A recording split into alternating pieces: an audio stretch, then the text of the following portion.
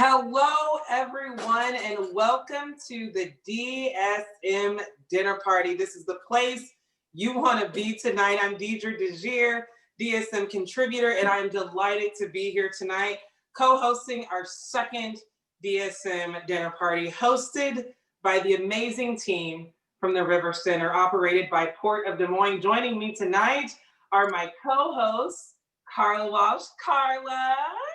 Also, we have DSM contributor, Christine Rochelle, editor of DSM, Christine Rochelle is the editor of DSM Magazine, and Michael and Lisa Laval from the Port of Des Moines Restaurant Group and sponsors Buffalo Trace, Mercy One, and Proteus, and including in Proteus's lovely group, we are honored to have Daniel Hoffman-Zinnel, the CEO of Proteus. He is going to help Carla and I get through this evening with all of you all that amazing weather going on outside and some amazingness going on inside. Carla?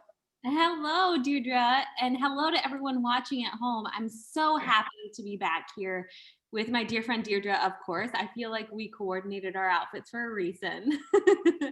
And we had so much fun with our last DSM dinner party in October hosted by Bubba. I certainly snagged some great tips and learned about how to make a takeout meal look Instagram worthy, which I've been working on, and enjoyed some amazing food. And since then, I've been looking forward to this evening in particular because I was excited to get a glimpse of the beautiful River Center when I picked up my meal and the new issue of DSM. Isn't it beautiful, that issue? And isn't the River Center such an amazing facility? I tell you, I agree. The space is stunning, and we're going to talk a lot more about the space later on from the brain children who created it. But I want to thank everyone for joining us. Again, this is our second DSM dinner party, and it may be the first for some of you all, and it may be the first for all of you all online. Needless to say, no matter what, this DSM dinner party is going to be a great deal of fun today.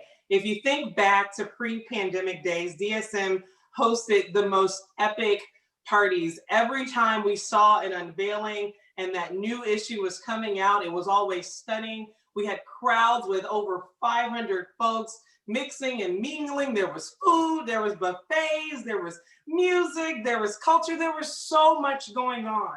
You know, we wanted to make sure that we were really encompassing what was going on in the city of Des Moines and all of the greatness. And, you know, when we think about where we are now and the readers and what you all love and how much we yearn to be together, we're creating this space right here today to make sure that the party is still going to happen. So grab your beverages. If you have your food, make sure that is handy, because these are challenging times. And although they're challenging times, it's important for us to still find ways to connect together and to find ways to not only showcase food, but showcase the local restaurants and businesses that are a part of this. Not having to cook today is a cherry on top, I bet, for so many of us. Needless to say, our BPC company president and DSM publisher, Susanna Devaka, editor-in-chief, Christine Rochelle, and the DSM team came up with this idea. And the first time they did it, it was a hit. So that's why we're back here tonight. Registrations exceeded expectations. We're doing something big here, folks, and it sounds like we might be doing this a little bit more often than what we like. But I like it, Carla. What about you? I love it, Deirdre. And you mentioned that we've been living through some really tough times. I totally agree. But if 2020 taught me anything, it's to appreciate the blessings that we do have. Mm-hmm. I personally am very grateful for the opportunity to support local businesses, including Port of Des Moines restaurants. And I'm grateful for DSM to continue for their work continuing to promote the arts, culture, food, dining, and so many other important issues right here at home. So tonight, let's weave a thread of gratitude through this entire party. You know, I couldn't agree more. No matter what, we've got a lot to be grateful for. And in the midst of challenging times, it's always good to be able to grapple on to that. And what better way to start off this evening with a multi-course meal and with a toast. And to do a toast, you need a beverage. But first, I want to welcome one of our sponsors and guest hosts for the evening, because I know he wouldn't want to miss this toast. Daniel, how are you? CEO of Proteus, Daniel Hoffman Zennel. How are you? I'm doing well. How are you, Deidre? I'm doing good. We are so happy to have you here today. And congratulations on being named Business Record's Top Business Leaders of the Year amongst all of those amazing folks. Your name was in there. That just happened last week. Are you still living on cloud nine? Probably not as high as you are, since you were in the top 25. You guys are both all-stars. But pretty high. I feel good. We value everything that you do in this community, and I just want you to take a little bit of time to talk to us about the great work that you're doing at your organization, Proteus. Yeah, well, I'm glad you brought up gratitude, because I think this past year especially, all of us really have been thinking about how we get our food. And without farm workers, we would not have food on our tables every single day. And what Proteus is all about is taking care of these farm workers. We provide essential services to these essential workers. Our mission is to provide agricultural workers and their families with affordable health care, education assistance, and job training, and really transform the lives of so many farm workers across Iowa, Nebraska, and Indiana. There are thousands that work here every year. There are thousands of migrants that come to Iowa to work every year, and without them, we really would not have an economy. We would not have an agricultural economy. And Proteus is there to step in and make sure that they have the resources they need, that they have the health care they need. And COVID has thrown a huge wrench into all of this, where we have been providing COVID testing. We're working on a vaccine strategy. And I have to brag a little bit, because we created such a successful model of COVID testing for farm workers, where we tested over 3,000, but we did not lose a single farm worker, which I think in and of itself is a huge success. So I'm just so proud of the team at Proteus, and so grateful for the work that we do, but also share a lot of gratitude for the farm workers across our country. I think it's so important that we continue, and we started this at the last DSM unveiling, continue to recognize the value that Iowa offers as it relates to getting food on folks' tables. I think we because we don't always see behind closed doors what's happening and how things actually get to the stores and get on our plates, we have to continue to uplift that. And so we value the work that you're doing to support those folks who are ensuring we get fed. And we get fed when we need to get fed. So thank you so much. So with that being said, I think it's time for a toast. Are y'all ready for this toast? Everyone get your cocktail glasses, get your cocktails, get your wine, whatever you want to drink, water, whatever you want to drink. And I just want to give a toast right here to gratitude. It's something that we can hold on to and keep close to us, and it means something, especially during the toughest of times. So here to gratitude. Cheers. Speaking of cocktails, many of you have picked up one of the growlers of wine, or you may have gotten a featured cocktail with your meal tonight. The featured cocktail is made with Buffalo Trace, which is one of our sponsors for tonight's dinner party. Buffalo Trace, standing today as the oldest continuously operating distillery in America. Buffalo Trace Distillery has been making whiskey for more than 200 years. Designated as a National Historic Landmark, Buffalo Trace is the most award-winning distillery in the world, garnering more than 1,000 awards for its wide range of premium whiskeys.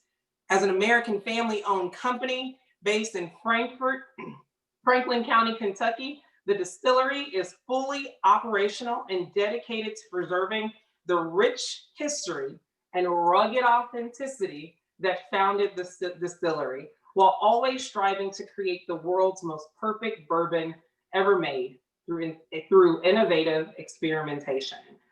All those words to say, you're sipping on something yummy that comes from something amazing. 200 years back. It's an old whiskey. Carla? Thank you so much for that recap, Deirdre. I certainly am enjoying my hot toddy with Buffalo Trace. Quite cozy on a day like today. So many of you had the opportunity to take a glimpse at the beautiful River Center when you picked up your meal tonight. But if not, it's a stunning building nestled downtown Des Moines, just west of the river off of MLK. So to tell us more about this beautiful space, I want to introduce everyone to Port of Des Moines owner and chef Michael Laval. Welcome, Michael and Lisa. Okay, we're unmuted now. Cheers. Yep. Cheers. Thank you so much for joining us. It's our pleasure, totally. We are in the kitchen. Actually, there's 3 kitchens in this space. We have 2 sides to the River Center. Each has their kitchen, and then we have our main prep kitchen down in the basement as well, our kitchen underground, as we call it. So staying warm in the kitchen on this cold January night. Wonderful. Can you tell us a little bit more about the history of the building and what we have on our plates tonight? If you go back to the origin of Des Moines, you have to consider that we're only here because of the confluence of the 2 rivers. So people have been meeting on this space since pre-European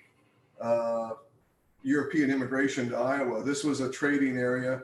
Later, the Fort Des Moines, where the River Center stands, was the enlisted men's quarters area for the original Fort Des Moines. So we're right across the ballpark.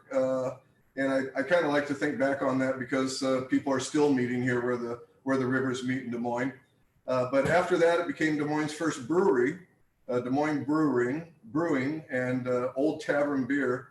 And one night when I was down in the basement scrubbing the century of dust off of the floor, I came up with these little rusted rings in the floor where the old brewery barrels used to sit down here in the basement. So there's some nice traditions here, but not to dwell too much on the past. We're really excited what the future holds for good times here. So Lisa, my wife, and I have been serving a lot of meals over the years. And one of the things that has always been a goal, and I think we've reached it many times, is to make banquet food not boring and make it good and delicious and able to be replicated into larger quantities because we really enjoy the celebration of food. We like to think of it as a really, really big family dinner. Oh, I forgot there for a minute. I know. I'm here. Oh, here she is. Right, she's right here. But it's like a really, really big family dinner. So, and unfortunately, it's not potluck these days, so we have to do it. But yeah, a lot of the joy went out of our business when we couldn't watch people consume the meal. Chefs love instant gratification. have that. Back and forth. Oh God, thanks for dinner. I mean, food is love, and most of us don't have our mothers cooking for us anymore. So chefs are happy to oblige when we get the chance. So. Well, you all knocked it out of the park tonight. Michael, you're right by Principal Park. The building is actually my neighbor downtown here. And every time I peek over there, I'm reminded of how it's such a beautiful piece of history and really unique place to gather for everything from weddings to business functions to meetings and so much more. I actually had my haircut there at a little hairstylist demo. I know we'll all be able to gather together soonish, and I look forward to doing so at amazing local venues like the River Center. Well, thanks so much. We're ready for you. We're more than ready for you to come back. We are all ready. I want the family tours. Michael, I'm ready too. I had an event that was supposed to be at your venue last April and we had to cancel it, and we've been hosting it for a couple of years there. So we are just so excited about whenever we're able to get back. But you all still are doing some things socially distanced and taking into consideration precautions around protecting the people that do utilize the space, conferences and things along those lines. Well, we're working on a couple of things I should mention in the absence of being able to entertain a lot of people on premise. Lisa still has her cafe at the Botanical Garden going on Saturdays and Sundays. Trellis. Trellis Cafe, yep. Everybody knows that. But the Sunday concert series, the Blues, they're going to do that over there this January, February, and into March, where by reservation in 2 different seatings. So Lisa and her team will be over there on Saturdays and Sundays, at least waving the flag when they can on the weekends. Our purveyor store in the East Village, we're working on some, I think, really interesting, sustainable wine ideas.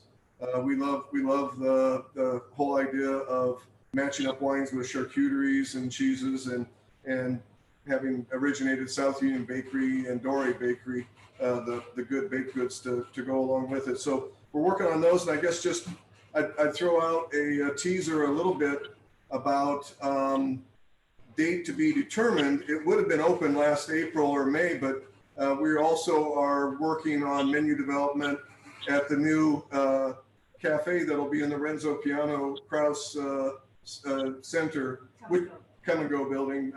But the Kraus Center building, there'll be a really fun venue, and the Krauses are so happy to share this beautiful space with the community, which is, since we're a little bit mission driven, working in the not-for-profit area for all these years in clubs and botanical gardens and art centers and all the other not-for-profits in town, we're really appreciating their attitude about embracing the community with that building. So we're going to do an Italian cafe in the lobby there that put on your calendar for about 100 days from now. Fingers crossed, everybody gets. Oh my gosh. I have it on my calendar. My calendar is surprisingly free. Weird. Oh,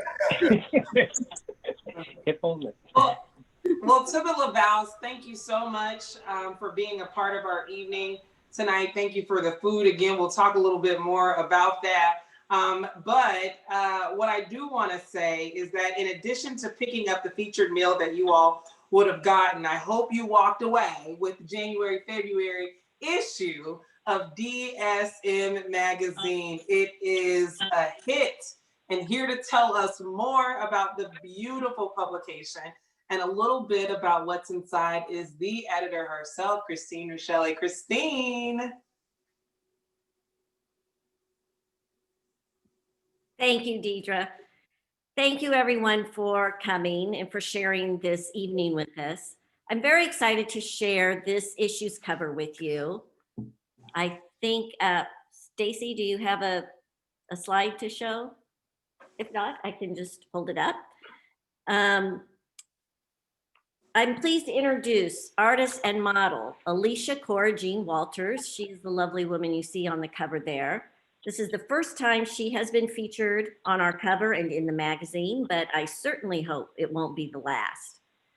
The photo was shot by regular contributor Joelle Blanchard. If you attended our last dinner party, you know that she also shot last issue's cover and many, many more before that. I've lost count of the number of covers Joelle has shot for us, but I do know that they are all compelling, every single one. So Joelle shot this photo of Alicia in an old concrete pit behind Barnum Factory on Indiana Avenue. Most of us, of course, would look at a concrete pit and see, wait for it, a concrete pit.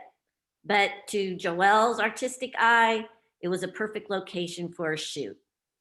And as the editorial team, as we were considering which image to use for the cover, we really loved the bright, vibrant colors of Alicia's clothing against that gray backdrop. We just thought it was beautiful. And because we're writers and we tend to like metaphors and all of that, the brightness really reminded us of the promise of the new year, and the gray of, what we just left behind. We're equally excited about the range of stories inside the issue. For example, you'll meet artist Levi Robb. And just as Joelle can look at a concrete pit, and see beauty, Levi does the same with junked cars, grease paint, other automotive junk, frozen Charlotte dolls, even sand, black sand from Iceland. He turns all of these all of these unexpected objects into very curious and intriguing art. So you can read the story about how and why he makes his creations. Also in this issue is a section called The Year Ahead. If you're anything like us, and we just know you are so eager to get out and about again to experience and enjoy our community's rich cultural offerings. With that in mind, we put together a list of arts, cultural, and philanthropic events for the year. We hope you use it to mark up your calendar and do some planning. Of course, mark up your calendar in pencil with a big eraser, because I mean, we all know this drill now, right? Everything's subject to change. But this calendar includes an upcoming virtual events. Most of the events in first part of the year are virtual, and hopefully, and in-person events for later, hopefully, and performances. Personally, I will tell you that it is my strongest hope for 2021 that I see all of you at some in-person events sometime this year, including at our own unveilings, including unveilings at places like the River Center. I will, just even picking up my meal tonight, it was so fun to actually see people and be in such a great spot like the River Center. But until then, as Deidre said so perfectly, the party goes on. Best we can make it go on. So in the meantime, thank you all so much. Thank you to our readers. Thank you to our advertisers. Thank you everyone for coming and for supporting DSM. I want to give a special shout out tonight to our contributing writers and photographers. A number of them are here tonight, probably about a dozen or a dozen and a half. Without them, without those talented photographers and writers, including our very own Carla Walsh and Deidre, we could not produce the magazine. And so thank you to our contributors for your phenomenal, lending us your phenomenal talent. And thank you for being my friends. I miss you all. Oh, Christine, thank you so much for your leadership. The energy of being around humans, and especially humans like you with such big hearts, like it's just what the world needs now. So it was really good to see you tonight. And you and your team knocked it out of the park every issue, not only with the beautiful aesthetics, but also with the powerful stories inside the pages. Just thumbing through briefly tonight, I adored the What's Funny column. I had no idea that was coming, but it's so neat to see and get a glimpse at what puts a smile on people's faces, even during like really dark times. Can you imagine? Can you picture Marty Martin watching Derby Girls? So I love Derby Girls. I just can't picture him watching that, which made me smile. So I loved it. Yeah, I just got my issue today, and I can't wait to just comb through it and dive a little bit deeper. It's going to be a good escape. I'm excited. Absolutely. Okay, well, let's get started with the official meal discussion. As many of you have probably already devoured our featured meal from Port of Des Moines, Michael and Lisa and their very talented team. We're going to take a moment to see who is behind the magic of the meal we all got to enjoy tonight. Oh boy.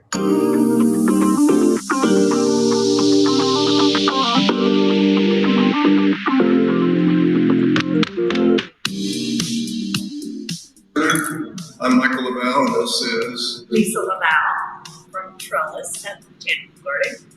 everybody is in agreement, by far my better half. But we love cooking together, and we love sharing what we do with the DSM crowd. We really gravitated towards sort of a European comfort food menu, and we invited a special guest for that today. Mr. Kennard is here, and he's going to provide the basis of the meal. So these are warm comforting foods. We start you off with a soup. The seafood bisque will be a really nice, rich celebration type soup.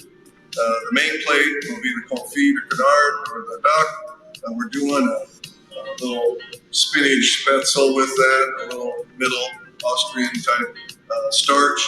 And then Lisa is going to demonstrate roast vegetable jewels, which I think are a perfect accompaniment. Other addition to the meal that I think is going to be such a great finish is our Doré dessert selection.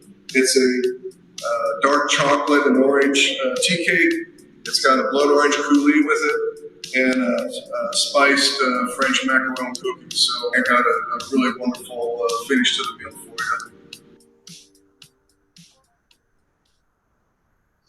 Michael and Lisa, you two are such a powerful duo in the industry, with Lisa running Trellis at the Botanical Gardens, a place that's literally always on my must-visit list when people ask me where they should take their family when they're visiting, or if people just move to town. Like, that is the place, especially during the warmer months when you can sit out on the patio. It's just stunning. So do you and Lisa often collaborate on menus? For instance, how did you come up with tonight's pairings and the flow of the meal? Did you guys team up together? I imagine you sitting around with a nice bottle of wine and just bouncing ideas. Collaborate, not so much. Yeah, no. You've heard that, you've heard the term about too many chefs. Yeah. No matter how big, I guess probably we have 1, 2, 3, 4, 5, 6 or 7 kitchens we could be in, and you almost never find both of us in that one same kitchen. I can conquer, right? Right. Because I think it's such a truism that I'll just make some offhanded comment about the food, and I'll go, and I won't think about what I'm saying because Lisa's standing right there, and I've been working on it. And she's been working on it, and she really kind of wants to know my opinion. No, I didn't even ask. No, so but come on. But no, yeah, we find a lot of harmony we all know the separate truth. Then you kitchens. pick your battle, and so you pick your course. So you take ownership that's of the true. course. And so this menu was Michael's, and he said, "Hey Lisa, how about helping with roasted vegetables?" And Yeah. I love vegetables. The meats I'm no good with, so Yeah, I do the proteins. So it's perfect. It's perfect. She does the dressings. She does the soups. I do the proteins. I do the galantines. I do generally the fish or seafood, that sort of stuff. And we just divide it up, and this has worked out for 30 plus years now. So it sounds like Michael, Lisa, balance is what makes the world go round in y'all's kitchens, whether you're in the same kitchen or not. So talk to us a little bit about the menu tonight. We got the menu up. Let's walk through the menu and how you came up with it. You know, we start with the bisque. I hear there's a traditional way in which you made the bisque today. Yeah, we thickened it with puree of rice. I think that's a nice way to thicken soup sometimes, is to take cooked rice and puree it and whisk that into your stock. We used, of course, all the cooking the seafood. We used all the juices from those and augmented that with we actually had some good vegetarian stock to use for that. But, you know, really, I think that we thought through the menu in the sense of how easy can we make it for people to reheat? Because we know some people are going to pick it up promptly at 5. Some people are going to pick it up at 6:30. You know, whatever. We want something that is very forgiving. And through our catering work, we've found that how to do those sort of things. You know, when we did the dinner for Xi Jinping at the Capitol building, 700 people, and this was logistically timed down, you know, by the minutes. And then all of a sudden, Xi Jinping and Governor Branstad disappear into his office for 45 minutes, and they don't come back out. And you know, we're going and we're taking all the steaks, and we want these steaks to be, you know, nice rosy pink, medium rare in the center, all that. We're opening up the doors on the ovens and fanning them, trying to cool down the meat, and And And we're pouring way too much wine for the guests No. waiting. No, that's the secret. Make sure everybody has really had a lot of wine. They love the dinner. But no, seriously, the duck. If somebody doesn't even have that tonight, I probably won't get to it till tomorrow. It'll reheat just beautifully tomorrow because it's a succulent. I have to use the word fat. I'm afraid here. It has a fat content that's forgiving, and the vegetables. Yeah, it's going to reheat just great. Right. And Nick, the desserts were made 2 blocks from here over at our South Union, formerly South Union Bakery kitchen. And that's South Union baguette over there that George and the buddies over at South Union Bakery cranked out for us. So I like the fact that the dessert I knew would be super fresh. There's no preservatives. There's nothing in it. It came right from our own kitchen. So I felt good about this meal, reflecting what we produce in-house as much as possible. And in a warmer season, of course, we'd be using produce more, and we'd be doing salads and more things that are produced here in Iowa for sure, because we always have. And we have our own garden. And the beautiful root vegetables, which I need to say, we get grade A gardens, leaves, greens locally, but you can practically burn those and they'll just sweeten up and they just get better. They'll just be even better. So later on, if you're hungry, just go stand in front of the fridge and eat them. They're great. Or eat them later. But so they're delightful. That sounds fantastic. Can you tell us more about the wine pairing that you guys chose for tonight? Well, the wine, yeah, it's an interesting concept. I think what we have done over all these years is we filled a landfill with, I'm afraid, empty wine bottles and cardboard boxes and corks, back when they used corks, labels, capsules, the whole thing. And I always thought, boy, this is really ridiculous to have all this infrastructure for something that's going to be consumed. Generally, more than half of the wine purchase is drank the same night as bought, and it's wasteful. And so we thought of adopting a very old-fashioned European technique of having a refillable vessel. We call it a wine fora, modeled after the amphora, the old Roman Greek clay vessels that wine would come in. And it's working out pretty well so far. The idea of going along with the wine, well, what are all the things you want to have with wine when you just want to take a break? Charcuterie, yep, count me in. Any kind of cured pork, all the nuts and fruits and cheeses, baked flatbreads, all those sort of things. We put them in one store. And then, of course, we have the retail outlet for our Dory Bakery. So Nick's always got some macarons or some kind of cookie or something going on over there if somebody wants a little quick sweet bite. And we are just ramping that up now because of the COVID slowed down the ability to go full gung-ho right off the bat. But the grapes are grown in California or maybe somewhere else in the world. They're landed here in Iowa, and they go into a tank over at the purveyor store. We have 29 taps. And you can go in, and I think what's powerful about this is you can sample it before you buy it, which is huge. And I don't even care if you want to blend it. If you want to put 50-50, Cabernet and Zinfandel in your blend, I'll do it for you. But the thing we have now is, besides the 1 liter and the 2 liter wine foras, and just imagine I'm holding one of them right here, right now, in my hand. We also have a 10-liter keg, I guess you would say, or cask, that has a tapper on it. It has a built-in nitrogen tank in it, inert gas. So if you're having a party, I can rent you a dispenser that'll save 13 bottles of, and has the equivalent of 13 bottles in it. And you can dispense that over the next week, month. And we're going to start trying to roll some of that out at some local markets. And what's huge to know is that we can tell you precisely what you're drinking. You're not drinking some kind of additives, sulfites. extra, It's very natural. extra this and that. You said, this is what you have, and it's a few great ingredients. And so that's really important too, to not. So you can give us the secret sauce to like how the wine is made, what is in it.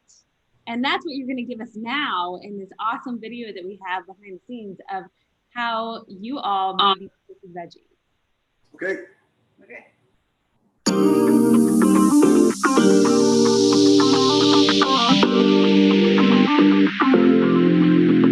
Lisa is going to demonstrate roast vegetable jewels. Chopped vegetables, all about the same size. So in a 375 oven, convection oven, they'll roast pretty evenly. Multicolored carrots are great, parsnips, beets.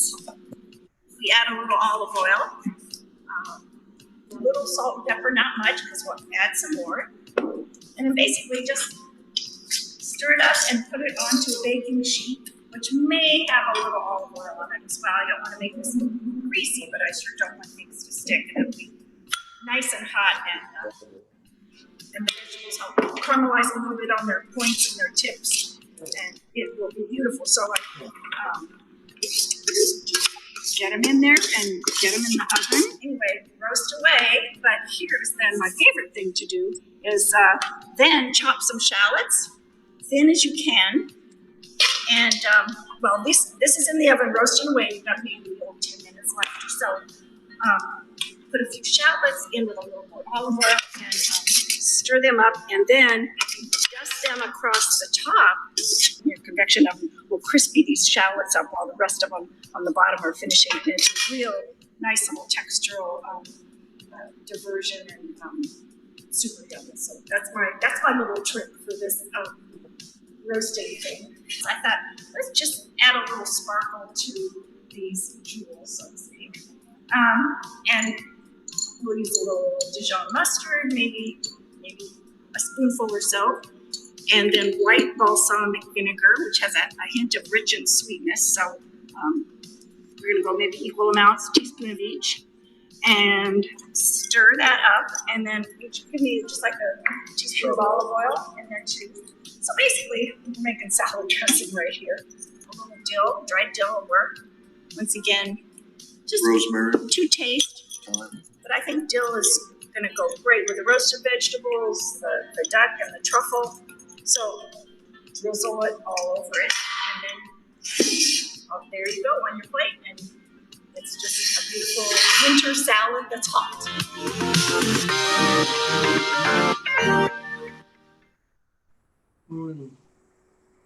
These are amazing. So good. So good. Mhm.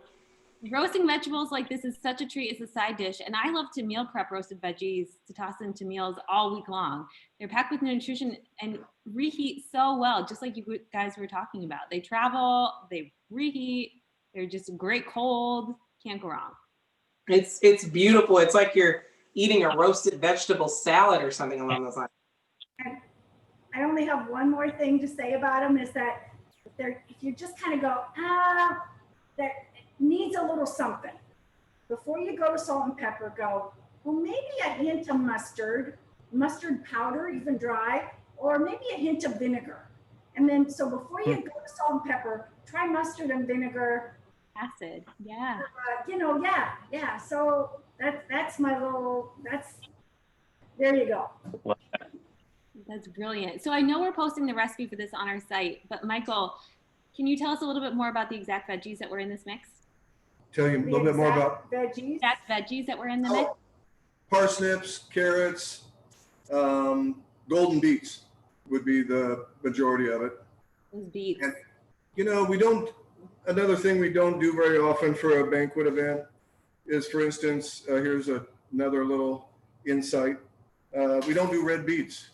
I mean, if you, Carla, that beautiful blouse you have on, think about a red beet hitting the center of it. And you too, Deidre, the banquets and red beets don't go very well together. And I've seen so many clothes ruined by them. So we use golden beets most of the time. A very similar, great flavor. Smaller dinner parties will do, of course, red beets, but in case, any kind of root vegetable, Turnips are a little hard for some people, so you might go easy on the turnips. They might get a little. Unless they're baby turnips, I love those just full roasted. And we've done some celery root and different Radishes. Yeah, you could do radish if it's. They can get funky. Yeah, I mean, sometimes you have to be careful because the density of the vegetables, you don't want one vegetable mushy and the other one not done enough. And so we try and cut whatever you do when you're doing the vegetables, cut them in a uniform size so they cook at the same rate. Brilliant. Daniel, you've been quiet over there. What do you think so far? Well, I'm thinking about, I saw on TikTok that there are wild parsnips. Is that correct? That that literally are growing in my backyard potentially. So I think next year I'm going to try to pick them. They're like carrots, right? Wild carrots. Is that correct? Get them Okay. before the bunnies do. Well, or they blossom. You got to be careful. I believe that plant is, there's a parsnip that is like almost poison ivy rash creating. Oh, wow. One thing we did do that when you go in your backyard, all around Iowa, Des Moines, I should say, the garlic mustard has been coming up like crazy in the spring. And we've been pulling it wherever we can in Greenwood Park. But we were asked to come up with an idea because, if you want to get rid of something in America, turn it into food somehow.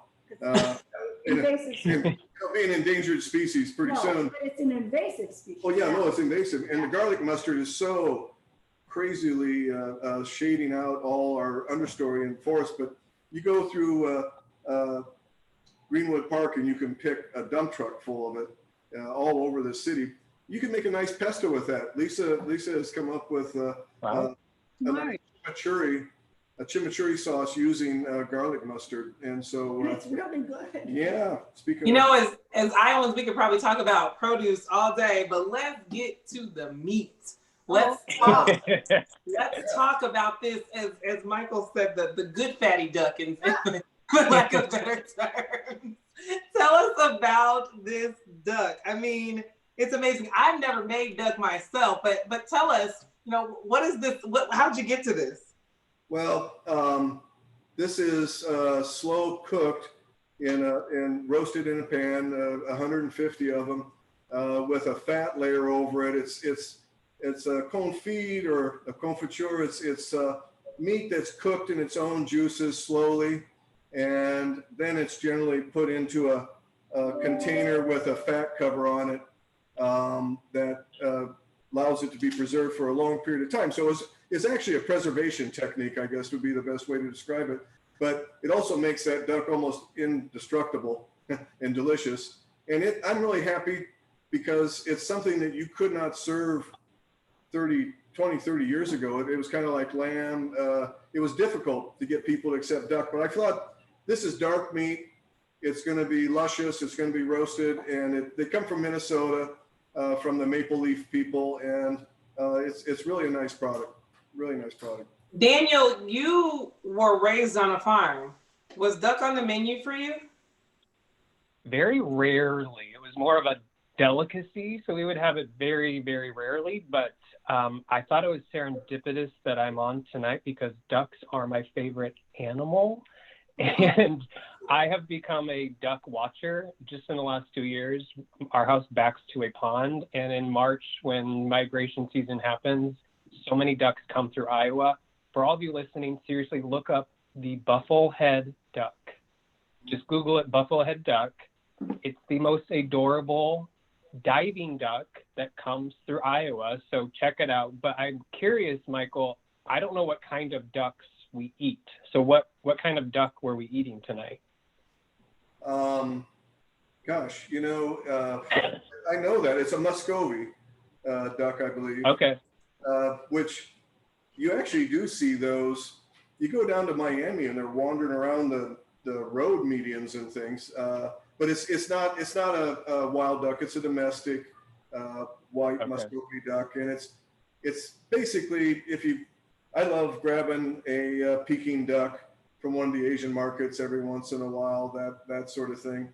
And it's a fairly small breasted, but very well developed leg and thigh. And that's what we served. You're eating the leg and the thigh. And, you know, if you're doing like a Margarita Canard or something like that, where you're serving duck breast, this wouldn't have been the best duck to use, but for what our purposes, it is. Interesting. Oh, great. Well, I'm all for the protein, but I'm also all for the dessert. So let's hop along to that. The grand finale. Just look at the creation from Dory Bakery. It's a dark chocolate orange tea cake served with a side of blood orange coulis and a spiced citrus French macaroon. So was this a creation from Nick Pugmire, who I had the honor of getting to know for a story for the November-December issue? Yes. Awesome. Absolutely. You know, Beautiful. we used to have Nick in the basement over here at the River Center, and baking is just one of those things. But we let him out. Yeah, he got, he's now out of The basement. home confinement here in the basement. He's over at the South Union Bakery, and it's just so nice to have somebody with us on the team who you can just let them go and never have to worry that it's going to be something that represents you well and on point. So Nick is doing wedding cakes, and he's doing custom cakes, and he's doing the pastries for Purveyor, and we're just waiting until we can get people back in some kind of density in stores to ramp things up more. But he's still doing some wonderful things for us, and once we kind of get through this period of COVID, we have some ideas to expand the offerings. But this is another example of Nick's good work. And chocolate, you know, Valentine's Day will be here pretty soon. Well, we're working on that right now. Just to tell you, Nick said, hey, get me the Trellis Valentine's menu so I can do the dessert. So we got him a Valentine's menu today. And so he's going to have a dessert. Yeah, if you're ever in the food business. He's going to have a dessert by Saturday. Yeah, nobody ever gets a hold of you to ask you what you want. I mean, it's so refreshing. Yeah. It's so refreshing not to have to be asking, and rather having He's ready to go. But the good news is he's got his own kitchen over there, and he can keep it at a colder temperature. You know, we've got marble countertops. He can keep it at a colder temperature. He's got stoves and ovens and multiple mixers, and he can really put something in the walk-in over there a day or two ahead of time, not be worried in the rush for another party, somebody dumped over his pastry cream or something like that. So it really allows him to do very specialized work and not have to worry about it being in a busy commercial kitchen. So that's our little tip, is to something as precise as baking. You want to just have plenty of space and plenty of the right tools to replicate it perfectly. You know, Carla, most home cooks would probably think chocolate and orange is a combination that is a little risky or unfamiliar. Carla, do you ever cook with chocolate and orange? Daniel, do you ever cook with chocolate and orange? All the time. That's like one of my favorite combinations ever. Yeah. It's like a Christmas So thing, good. right? Chocolate dipped Yes. oranges. Yeah. Really? Yeah. I've never tried that before. Even chocolate dipped apricots, like Ooh, that's so so smart. good. Yes.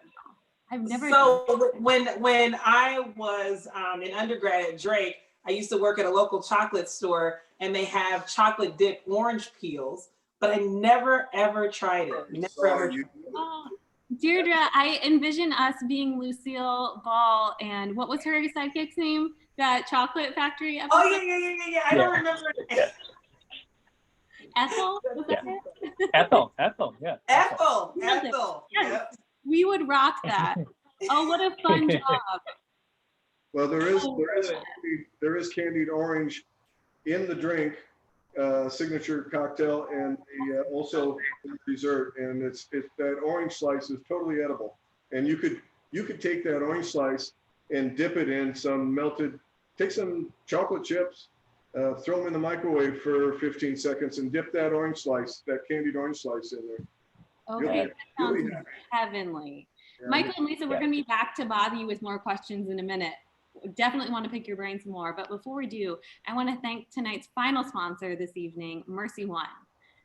So They left us with this lovely message. Our world and community have been on a challenging journey these past months, learning, adapting, caring, mourning, finding joy in unexpected places, and taking one day at a time. At Mercy One, our circle of care has been navigating through the pandemic with one overarching goal: to continue providing the highest quality and personalized care to every patient who comes to us in need. Despite the obstacles and challenges presented by COVID-19, we have embraced our mission to serve with fidelity to the gospel as a compassionate healing ministry of Jesus Christ to transform the health of our communities. We're deeply grateful to our Mercy One colleagues and physicians and community partners who have faithfully served our communities during the pandemic. So thank you to our friends at Mercy One for your support of tonight's event. It means the world. You know, this has been a truly epic meal, and I know we're not done yet, but I just got to say that it has been an amazing meal. And I am just really, really grateful to have just been a part of every aspect that brought this together today. And Daniel, since you are deeply involved with folks who work day in and day out to provide food for not only Iowans, but people throughout the entire country, what are your thoughts on the significance of, you know, having something like this in front of us right now today, especially when you've got so many people that are reporting that they're hungry right now, right? Yeah. I mean, our country is in a different disposition. Yeah, well, I think Bob Riley brought up a really great point that there are so many pieces to our food supply chain that get us our food every day, from restaurant workers to truck drivers and everything in between. And so we are providing the services to the folks who are literally kind of at the start of this whole food supply chain of providing these necessary services to farm workers. And these are some of the most hardworking people I've ever encountered. And not only that, but they are the most grateful people I've also worked with. Every time they say thank you and are just so appreciative of all of the services we provide, which always gives us a lot of joy.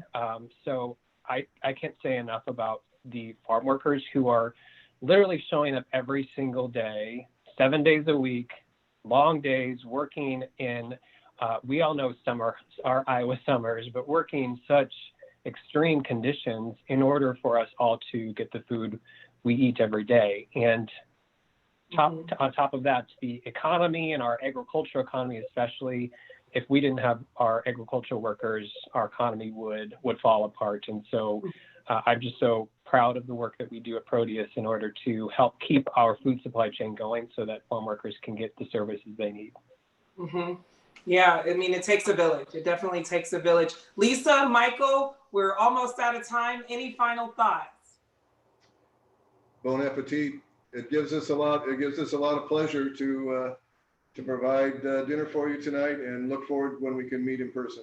And we are truly grateful, and we are moving forward with purpose. So thank you, thank you, thank you. Awesome. Thank you all for continuing to sow seeds in our community. Carla, back to you. Thank you so much, everyone, for joining us to celebrate the unveiling of this fabulous new issue of DSM.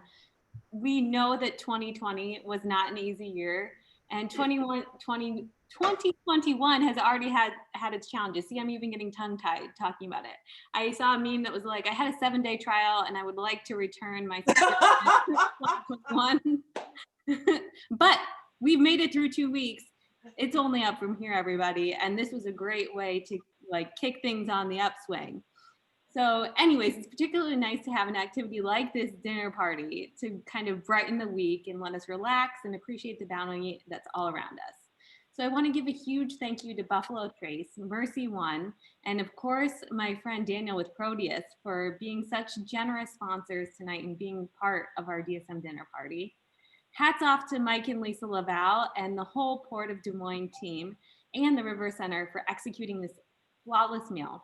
And everything was buttoned up, delicious, and so well executed. The culinary and craft cocktail creations off the charts.